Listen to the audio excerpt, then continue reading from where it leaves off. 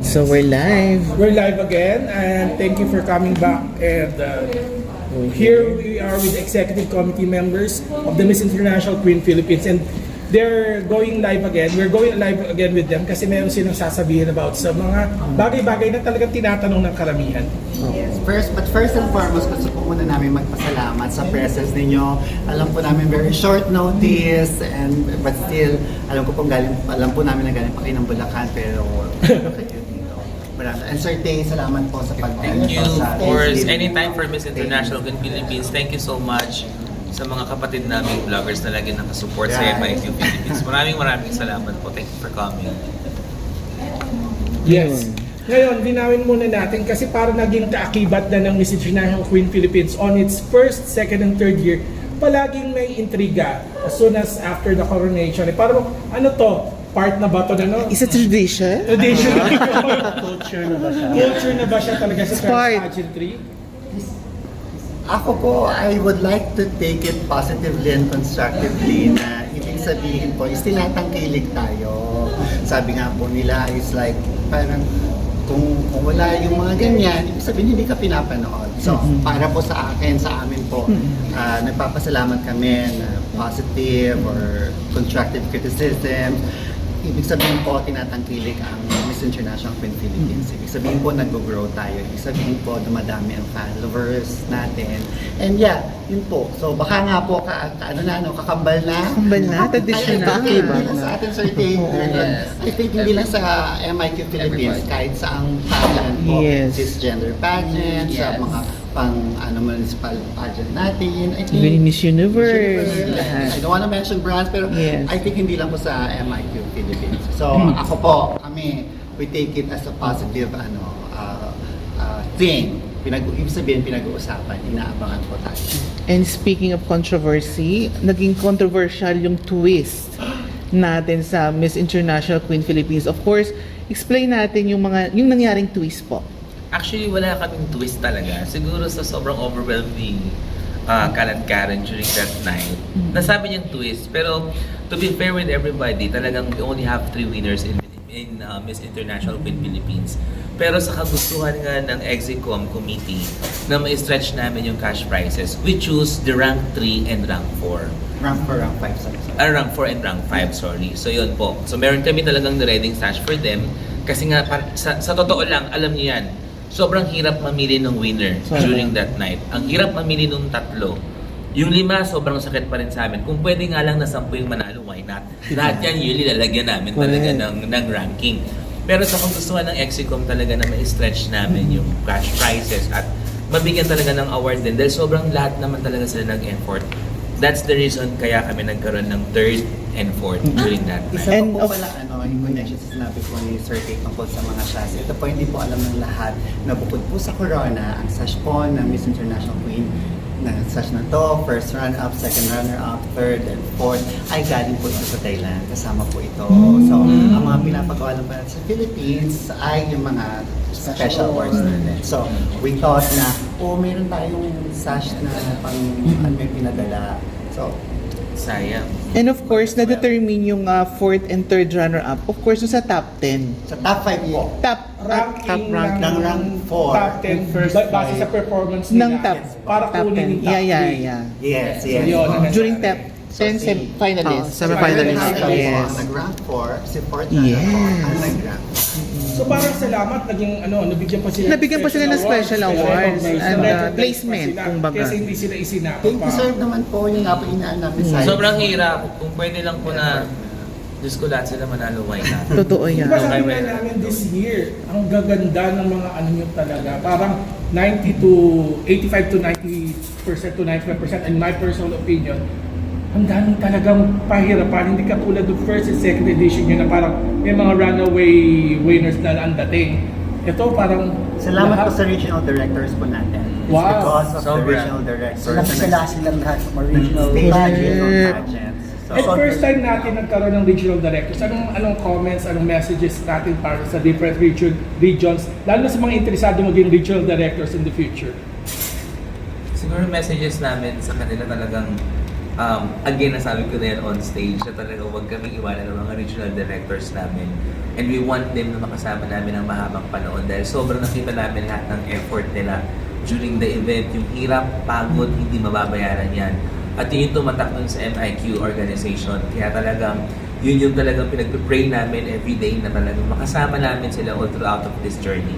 Another controversy, yung post ni Miss Reyna Turismo Cavite na during that night, hindi daw siya pinaupo as judge. Oh yes, I know. It's a sad story that Miss Reyna ng Turismo had such a very sad experience, apparently from MIQ Philippines, but we are in good connection with Mama Cinta Remolia. We had this GC that na sinabi naman doon that we allowed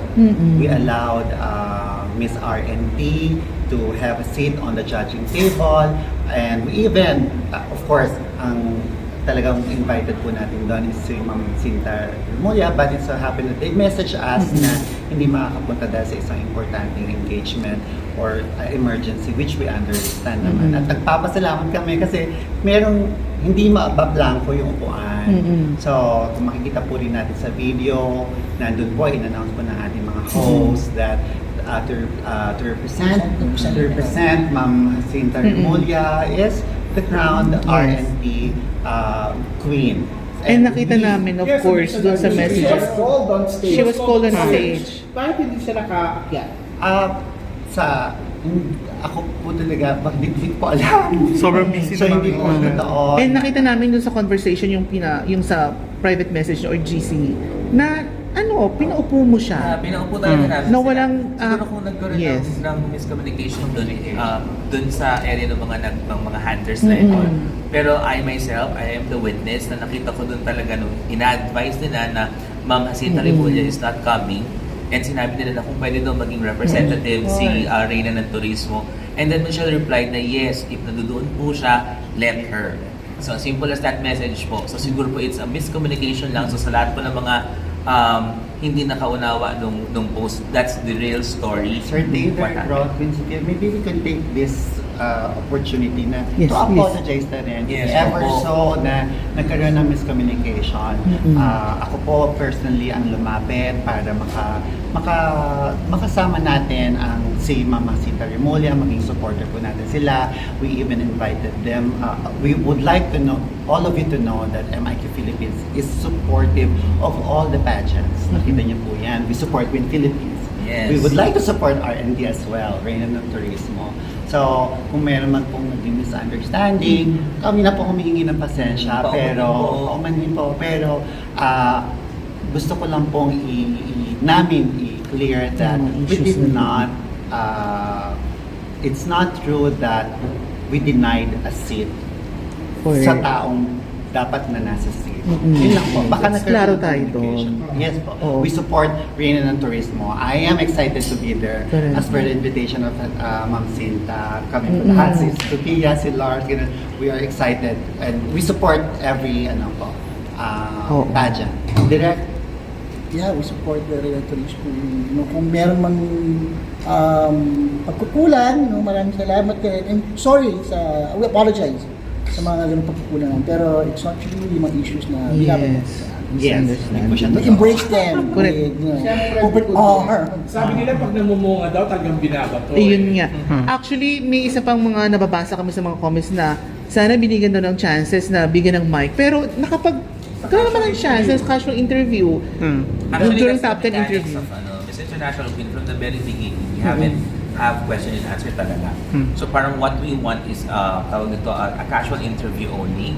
So hindi kami kumukuha ng top 10 doon sa question and answer. Since meron na kaming tinatawag na closed door interview prior to the event. And the preliminary. And even international pageant, parang top 3 lang talaga yung After lang po kinu-Q&A. talaga. No, For 3 right? years na din, we do that Yes. Parang first season, after matawag yung top 10, before the top 10, meron mo ng casual interview, then, so, Pero siguro dahil nga sa mga madaming baguhan, kasi since this is your third year, parami ang nanonood at naging Yes, interesado. interesado. Yung karamihan ng mga bagong nanonood, yung hindi pa talaga alam Yung kaya mechanics, siguro, car system. yung mechanics, kaya siguro sila nagtatanong. Pero yun na nga, we've been witness for the past 3 years na ito talaga ang plot, ito talaga ang mechanics, Yes. ito talaga ang sistema. Pero mga sirs, this is a learning ground for us as well. So tama. dapat yun nalaman namin na dapat mas klaro next time. So natututo po kami sa mga ganitong, sabi ko nga Correct. sa inyo, we take everything like constructively. Maraming salamat sa mga nagpadala or nagbigay ng opinion. We take all of your opinions. We take all of your comments po seriously. We may not be that outspoken sa social media, but we take everything seriously. We listen, we try to comprehend, and we try to address. Just like right now po, ulitin po namin, we would like to tell you all na kung ano man yung sa tingin niyo po naging pagkukulang namin, maraming salamat po at in-address niyo yan dahil sa next year, mas maganda, mas klaro. Tuloy-tuloy ba ang mas, regional? Mas We'll do better. franchise. We'll do better. Dahil po sa inyo na. Not better, be best. Evolution Yeah. nga eh. It's evolution. Mainit kasi yung issue, nung mainit ang issue, syempre may mga nasabing biglaan, may mga directors din na nakapagsabi. Are you in good terms with them? Yes po. Meron Na-address naman na yan. kaming mga mensahe, may mga hindi mawawala sa pamilya po yung ganyan. Mhm. Kasi we consider MIQ Philippines as a family more than as a company or business organization. Meron po kami mga mensahe, nagkaka-thumbs upan, nagkaka-opinion. So, and we are very affirmative or positive, should we say, na walang hindi maayos na problema. May pagbabago ba bukod sa regional directors pa rin, or are you parang eyeing na dapat may mga provincial franchises na rin? Or Actually, city that franchises? is the next project na aabangan po nila sa mga susunod na Ah, kabanata. Miss Universe na ang Preemptive na. MUPH na ang bigger. Dapat lang. Bigger. So, And speaking of bigger, oh my God. Speaking of bigger, ano ang aasahan in the next 3 years? 3 years, of Yes. course. Congratulations again! Yes! Paano ba nyo na uli ang franchise? Paano ba napanatili sa inyong executive committee ang franchise sa Miss International Queen? Unang-una po talaga, hindi po ibabalik sa atin Correct. ang prangkisa kung hindi natuwa sila Ma'am Alisa sa ginawa natin for 3 years. Ito po yung testamento, yung mga pinagagawa po natin for 3 years, testamento na sila ay satisfied. Correct. Pero wag natin kalimutan, never pa nagbigay ng franchise yan maliban sa inyo 3 years ago. Diba? Yung Yes po. first, yun yung Yes unang-una, and then Wala Japan, pa for the talaga record, diba? naka-franchise. The first ever franchise na binigay ng Miss International Queens as a Philippines dito sa grupong ito, guys. So ngayon, bakit sa kanila binigay uli? Yun, ba't naman iintrigahin yun? Napatunayan Bakit naman nila in the hindi? next 3 years, Yes, right? of course. Yung sistema, paano ba ibinigay sa inyo uli? Kasi during the coronation, during the press con after the coronation, I asked you about that. Eh sabi mo, actually, parang few weeks ago mo nang alam yun na ibigay sa inyo. To be honest, alam na po namin, March 15 pa lang. March 15, oh, March diba? 15 pa lang, we already had a correspondence from the headquarters, them giving us, awarding us. Naging emotional ka the- doon, Ma'am Michelle. Oo, diba? Awarding March So sobrang emotional mo nung sabi mo na Philippines is the best. Naging chita ka na. I'm so nakakatuwa yun. Meron po tayong Philippines is the pageant capital of the Yes, diba? Embrace I love you, natin. Tito Jojo! Kumusta Huwag naman naman si galing. Sophia? How did she take yung mga issues? Yes. As the new queen? I think everyone have their own bets. Siyempre naman po, and I respect that po. So, right now, focus lang po ako dun sa mga naniniwala po sa akin ngayon. Positive and focus lang. po ako sa preparation on Thailand so I could be able to make those criticisms turn into a positive thing po. Sophia, Hakot Award that night. Ay, oo nga. That Hakot night ka. ba na-feel mo na sa'yo na yung corona? Hindi po. Yung totoo. Yung totoo. Chika ha. Best Hindi, promise po. Kasi sa inyo na nga po nung galing, talagang Pukpukan magaganda talaga. talaga. Best of all regions. Kaya po, parang sabi ko, baka kasi kung apat award po, parang overwhelmed na po ako noon.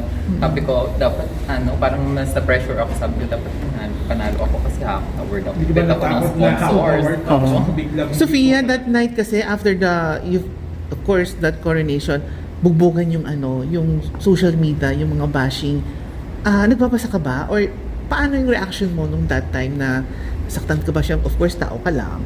Actually, Oo. sila Sir Dave po, at saka sila Ma'am Michelle, sila Direk, parang just take it Kalmado lang. condition na yan. Start of Iba talaga si Direk, no? Tsaka si Sir. lahat po sila Kalmado inaano lang. rin po talaga nila Yeah. ako na huwag mo sila papansinin. Yeah. Kasi actually naman po yearly talaga nangyayari. Isa-sarili naman po. So talaga hindi ka na, di ba, ang galing, no? Kalmado lang, no? Hindi, yan ba ang tulong sa'yo? Unbothered. Kinabukasan nakita namin yung photo mo, nasa kama ka parang di ba? Yes. Woke up like this. Diba? Woke New up like world this na morning hagi with all po, the yes. with all the tradition bashing and yet the crown is on your head. Mama Michelle, yan, go. Paano mo ngayon siya ipapakita na it's not just on your head but it's also you're bringing it for the rest of the Philippines to the world? Yes, actually, right now, nagpo-focus pa lang po kami sa courtesy visit sa sponsors po to give nag-gratitude po sa kanila for loving the MQ Philippines organization. And meron po, Tomorrow. meron po Love Yourself Ayan. PH, we can work with them. And this crown is not just a crown on my head. I can be an art of kindness to everybody through Love Yourself PH. Tomorrow na yung motorcade parade mo sa Kalayaan, Laguna. Ano bang aabangan namin tomorrow? Of course, yung mga kababayan mo sa Kalayaan, Laguna. Maimbitahin mo sila. Ano bang... Kalayan? Kalayaan. Ano bang mga ganap tomorrow? So, Sa after homecoming flag ceremony po sa provincial capital, we will have our motorcade from provincial capital to municipality of Kalayaan. And lang po, simple gathering. And I'm just really grateful po sa governor po ng Laguna and to our mayor po for organizing such an event like this. Nakita mo na ba yung mga co-candidates mo pagdating mo sa Thailand? Yung mga makakalaban mo sa Thailand, nakita mo na ba yung mga ibang Yes candidates? po. Ang gaganda nila pong lahat. Ay, Siyempre maganda ka din, di ba? Maganda ka din. Mapaganda rin po Oo. tayo. Okay, I have questions to Sophia. Sophia, sa palagay mo, ano yung paghahanda na gagawin mo for our sandwich victory for the Philippines? Naka-pressure yan, tanong na Yes. yan. Mami Michelle is helping me po with that, and that is something that you should wait for. Bongga. If you already find her beautiful now, wait. Never There's mind. more. Yun na po So anong dadalhin mong costume? Magdadala ka ba din ba na nagsasanta Cruz sa katawan mo? Anong Abangan. Abangan, di ba? Ano mo naman?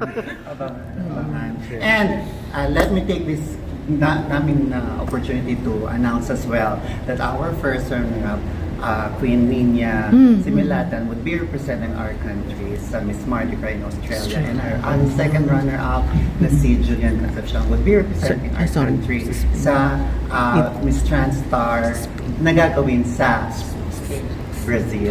Wow! Bongga. Oh my God. And we're looking for pageants as well. May kausap na po tayo na hopefully may padala rin natin si Sina Queen Mikay. Sheila tsaka po si Queen Mikay. Mikay. Meron po tayong kausap ng mga ibang international pageants. Let's hope pa yung para well represented din Well, naman. mukhang yung organization nyo naman ang credible and matindi ang integrity when it comes to that. Plus 500 ka dyan. Ang question ko ngayon, kasi for sure, those who are interested to join Miss International Queen in the future, in Philippines in the future, eto ang isa sa mga tanong. Pag naipadala nyo na ba sila, like runner-up sila, napadala sila sa ibang bansa para lumaban, pwede ba silang lumaban ulit to get the main crown? Oo, sir. Oo, diba? Yung ano po ang nangyayari po kasi for as long as hindi ka pa nakapag-represent ng Philippines. So halimbawa itong mga ipapadala nyo, magre-represent Yes. sila ng Philippines. Paano magre-represent nila hindi Philippines, Pilipinas? Ayan. Ganun. So hindi Pero- sila talaga pwede lumaban. Yes, but we would like to give chances to other aspiring trans beauty queens din na may experience po ang entablado. But as long as you didn't compete And besides, internationally. mananalo po yung mga yun eh, kanya. Ay! Paano sila Ay! Manifesting talaga. Ayan. So anyway, siguro So malinaw na. Wala na yung sa mga hindi na may intrigue, I think talagang spur of the moment yung emotions, talagang part na yan ng industry ng trans pageantry. So any last messages sa ating mga lahat. young fans that are watching right now para in the future how they are going to look at this event for their time in the future. The current adults now who are interested in trans pageantry and also those who are only looking for faults. Hindi, siguro sa lahat ng supporters Sa lahat and ng supporters. detractors. And detractors. Oo, parang lahat na lahat. General. In general. For the young trans, keep dreaming. Yun lang. Okay. Then for our supporters, regardless of positive or negative, we love you. Hey. Ah! Napaka-sweet ni Direk. Ian, bet ko, kalmado lang. Okay. Certain. Sa mga bagong generation ng trans, keep dreaming, kagaya sinabi ni Direk. Always hashtag MIQPH. And dun sa mga bashers namin, thank you, mas lalo kami naging strong. Stronger and bigger. Shisheng. Iba. Susunod sa'yo. To all the young dreamers, just like what they said po, just keep dreaming because I was once on their shoe. Nangarap din po ako and now I am here so they could be able to make it. Ganda ni Sofia. Tapos po, sa lahat naman po na sumusuport at sa lahat po ng bashers, Isa pa? Sa mga supporters saka sa mga bashers? sa lahat po ng supporters and bashers, And kay Andy. Ano po, Andy, kailangan may ganun din. Muli, maraming salamat po sa suporta niyo po sa amin, kay Sofia, sa buong organisasyon po. Thank you po sa lahat po ng sponsors namin. Maaari pong may makalimutan po ako, but let me name a few. Of course, Aquila Crystal Palace, Maslay Peace, Camol Cosmetic Hospital, Jojo Bragais, Alfim, Toledo Med, Smiles Professional, who else, Kataw, at sa marami pang iba, Casa Moriones, Spice and Herbs, Love Yourself, Dr. Bean. Maraming salamat po talaga sa inyo lahat. And umasa po kayo talaga na aalagaan namin at kung sino man ang mga puputungan natin ni Reyna. At umasa po kayo that we promote love. We are an organization that promotes peace. We are an organization that would like to be an epitome of humility. And we are an organization that embraces everyone po. At anong message sa mga bashers and supporters? The Philippines is the pageant capital of the Philippines. I like it!